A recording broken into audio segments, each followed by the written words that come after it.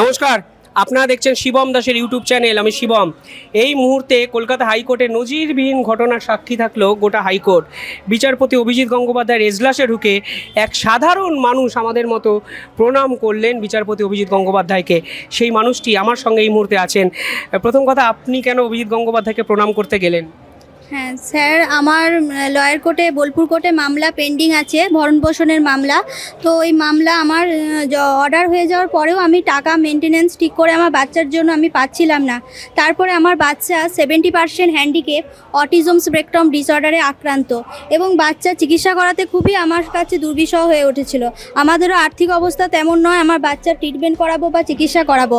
আমার বাচ্চার জন্য 13,500 স্পিচ থেরাপি, অকুপেশন থেরাপি, নানা ধরনের ওষুধপত্র খরচা হয়, তবুও আমি টাকা পয়সা পাচ্ছিলাম না। তারপরে যেহেতু আমি বুঝতে পেরেছি স্যার অনেক মানুষেরই সুরাহা করে দিয়েছেন, অসহায় মানুষদের, বঞ্চিত মানুষদের পাশে দাঁড়িয়ে সঠিক বিচার পাইয়ে দিয়েছেন, সেগুলো আমি দেখেছি। এবং আমি তারপরে আমি সিদ্ধান্ত নিয়ে আমি জাস্টিস গাঙ্গুলি মহাশয়ের কাছে যাব এবং আমি সমস্যার কথা আমি স্যারকে বলবো। তারপরে আমি এই হাইকোর্টে আসি এবং জাস্টিস গাঙ্গুলি মহাশয়ের কাছে আসি এবং আমি আমার সমস্যার কথা বলি। তারপরে আমি স্যারের সুরাহা স্যারের জন্যই আমি সুরাহা পাই এবং সঠিক বিচার পাই। আমার 1,82,000 টাকার মতো ডিউ ছিল, স্যারের দয়ায় আমি ওই টাকাটা পাই এবং বাচ্চার চিকিৎসা করাতে পারি।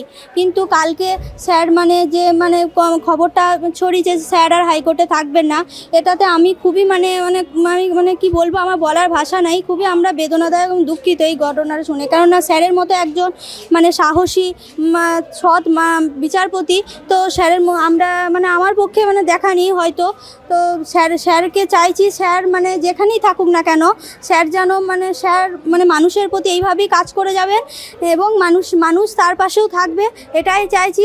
আর আমিও যদি কোনো সময় বিপদে বা কোনো সমস্যার সম্মুখীন হয়, স্যারেরই দ্বারস্থ হব। এবং কি বললেন আজকে বিচারপতিকে প্রণাম করতে গেলেন? হ্যাঁ, স্যার বললো যে প্রণাম আমাকে এবার জোর হাত করে প্রণাম বলে প্রণাম করা দরকার নেই, এখান থেকেই আপনাকে আমি প্রণাম জানাচ্ছি। স্যার নিজেই প্রণাম জানালেন এবং আমার হ্যান্ডিক্যাপ বাচ্চার খোঁজ খবর নিলেন। আমি যতবারই এসেছি যত সমস্যা নিয়ে স্যার আমার যেভাবে যতটা সম্ভব হয়েছে, স্যার কখনো উকিলবাবু দিয়ে হোক, কখনো লিগ্যাল এডে গিয়ে হোক, কখনো উনি উকিলবাবু জোগাড় করতে সাহায্য করেছেন, নানাভাবে আমাকে হেল্প করেছেন এবং আমি সুরাহা পেয়েছি স্যারের দয়ায়।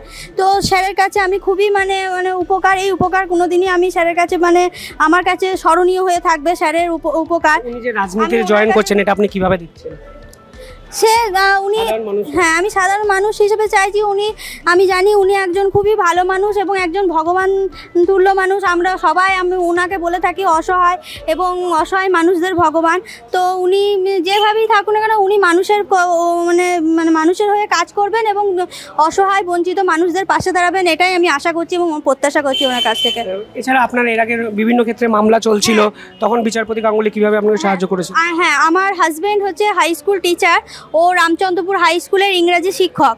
তো ও ইংরাজি শিক্ষক, কিন্তু ও বিভিন্ন মিথ্যা এপিডোপিট দিয়ে ভুয়ো, তারপরে কখনো বারুইপুর কোর্টে মিথ্যা এপিডোপিট দিয়ে, কখনো আলিপুর কোর্টে মিথ্যা এপিডোপিট দিয়ে, কখনো হাওড়া কোর্টে হাওড়াতে বাড়ি, ও মিথ্যা এপিডোপিট সাউথ 24 পরগনায় কখনো মামলা করছে, কখনো আলিপুর কোর্টে মামলা করছে। এইভাবে আমাদের এগেনস্টে এবং আমার বৃদ্ধ পিতামাতা, আমার বাবা 70 বছরের বৃদ্ধ এবং আমার মা 50 বছর বয়স এবং আমার হ্যান্ডিক্যাপ বাচ্চা জানা সত্ত্বেও আমাদেরকে হাইরানি করাবার জন্য, যাতে একতরফা একবার ডিভোর্স দিতে বাধ্য হয়, এই কারণে আমার এগেনস্টে মিথ্যা করে 13টা মামলা করেছে।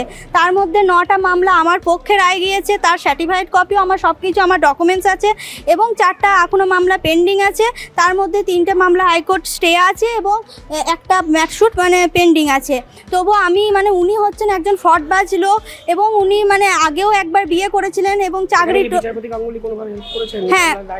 হ্যাঁ, ওনার কাছে আমার তো মামলা ছিল না, কিন্তু উনি আমাকে যতটুকু লিগ্যাল এডের দিকে, আইনি পরামর্শ দিকে হোক এবং বলে যতটুকু জিনিসটা উনি যতটা পেরেছেন আমাকে সুরাহা দিয়েছেন, আমি সুরাহা ওনার দয়ায় অনেক সুরাহা পেয়েছি। উনি না থাকলে হয়তো এইভাবে আপনি কথাও বলতে পারতেন না, মৃত্যুবরণের মতো একটা জায়গা ছিল না।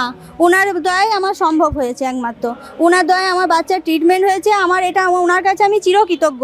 এই ঘটনা শুধু আমার কাছে স্মরণীয় হয়ে থাকবে উনি সারা জীবন, যতদিন বাঁচব আমি। অবশ্যই, অসংখ্য ধন্যবাদ ম্যাডাম। দেখলেন তো, এই হলো সাধারণ মানুষের আবেগ, যেখানে একজন বিচারপতির আসন থেকে কোথাও গিয়ে মানুষের বিচারপতি, ভগবান এই কোট আনকোট কেন ব্যবহার করছে, এই ভিডিও হয়তো তার উৎকৃষ্ট প্রমাণ। রাজনীতিবিদ রাজনীতি করুক বা না করুক, সাধারণ মানুষের দৃষ্টিভঙ্গিতে বলছেন উনি যেখানেই থাকবেন ভালো কাজ করুন, মানুষের কাজ করুন, মানুষের পাশে দাঁড়ান।